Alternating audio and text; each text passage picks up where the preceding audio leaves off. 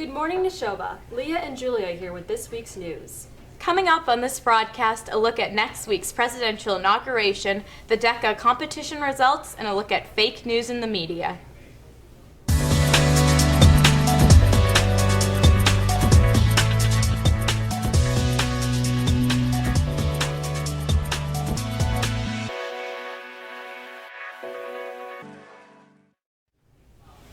AP registration begins on January 30th and continues through the month of February. Please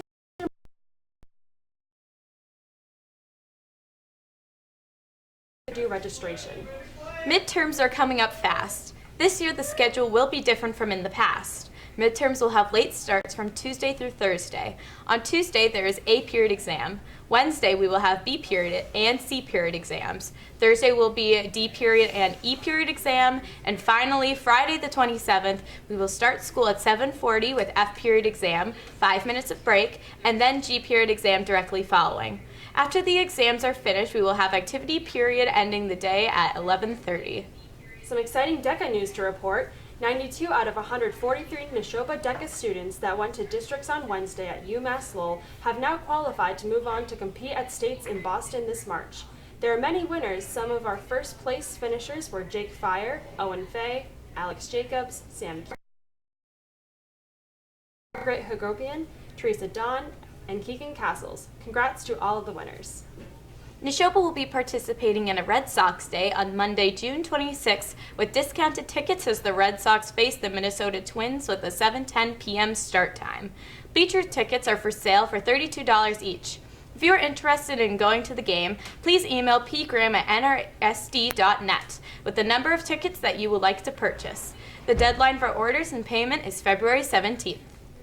Speaking of baseball, Mr. Poirier's class in history had a special guest speaker this week, Kevin McCoy, a pitcher who was recruited by the Red Sox in 2014, currently plays for their farm league, the Portland Sea Dogs.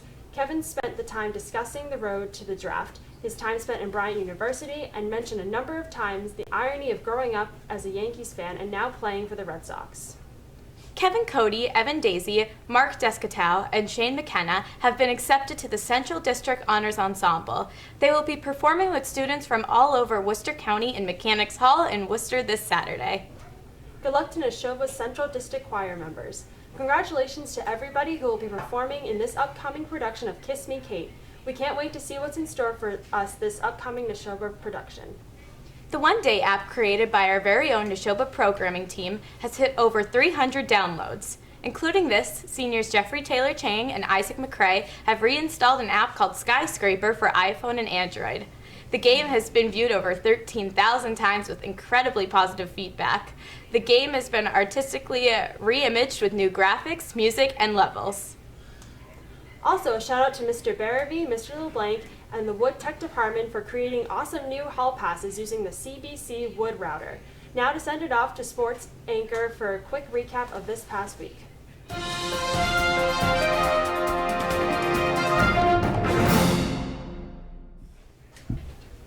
Good morning, Neshoba sports fans. I'm Garren, here with Sarah for a recap of this week's winter sports. The boys hockey team had two great games this week. Early in the week, they were able to score 3 goals in the third period to come back to tie Auburn 4-4. In their second game, they beat Westboro 7-0 with important goals by Matt Cuniff, Dan Anastas, and congratulations on 3 points, guys. Their next game is tomorrow at 4 against Grafton. Wish them luck today. The swim and dive team had 2 meets this week, on Monday and Thursday. Both boys' teams pulled out wins against Gardner on Monday. A raffle took place at the meet on Monday to finance the team. The winners were Mr. Ettinger, Mrs. Lowe, and Diana Farnsworth. In other news, today marks 2 years since we lost a great Neshoba swimmer and chieftain, Michelle Farnsworth. In memory of her, today you will see students wearing hats and the color teal. If anyone would like to honor her, you may go to her locker near room 258 in the history hallway and write a message or thank you on that locker. This is open to anyone, so please decorate it appropriately. To wrap up our fall sports, on Sunday was the Central Mass Soccer All-Star Banquet. Making the Central Mass team was Teresa Don, Abby McNulty, Sarah Galuli, and Keegan Castle. Making the All-State team was Jasper Yang, Garren LaPlante, Alana Carlucci, and Katie Piccioli. Lastly, Miss Rich was nominated by all coaches of Central Mass for an Outstanding Contributor Award. Congratulations to all the All-Stars and to Miss Rich. After a heated game against Marlborough on Tuesday, the boys basketball team fell for the first time this season. They fought hard but lost by only a few points. Come out tonight and cheer for them as they face Groton tonight at 7. Wish them luck if you see them today. The girls' basketball team also had a hard-fought game on Tuesday, coming up shorthand by only a couple points. The final score was 47-59.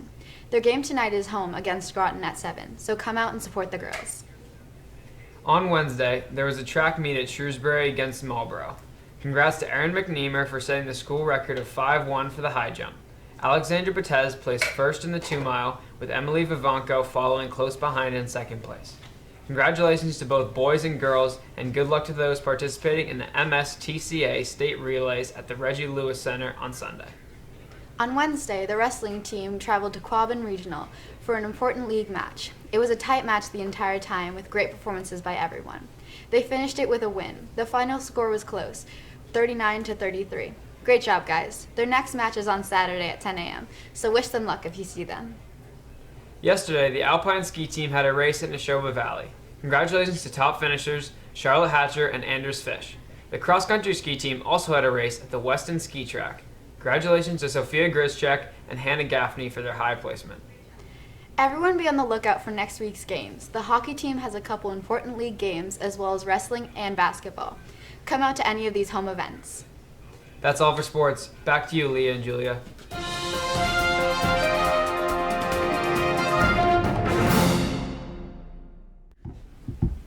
Thanks for the update, Sarah and Garren. Fake news has become a real problem lately. There are many sources on the internet and social media that provide its readers with fake news. This is not an issue with well-known satirical news like that seen on Comedy Central and publications like The Onion. The problem lies with news that is fabricated for a number of reasons.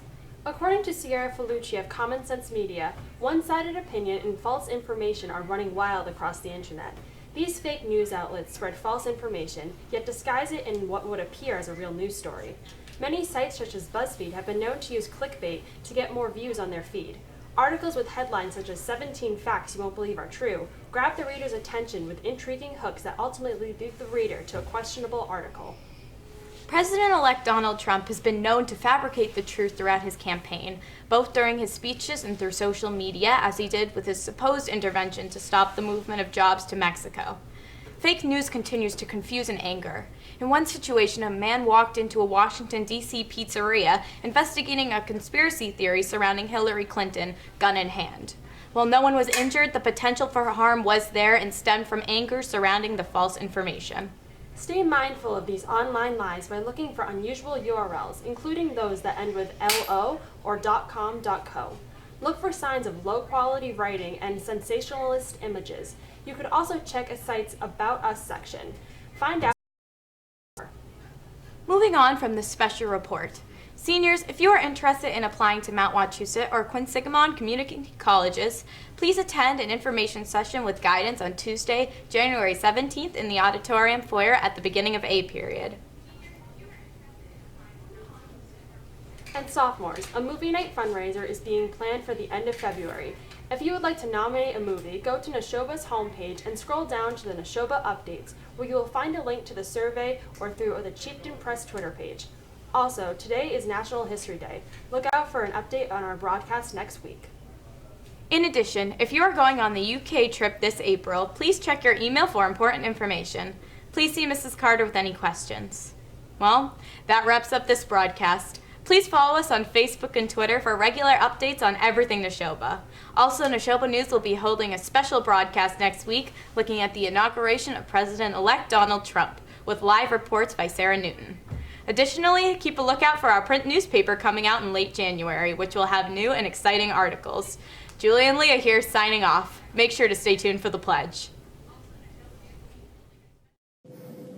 I pledge allegiance to the flag of the United States of America and to the republic for which it stands, one nation, under God, indivisible, with liberty and justice for all.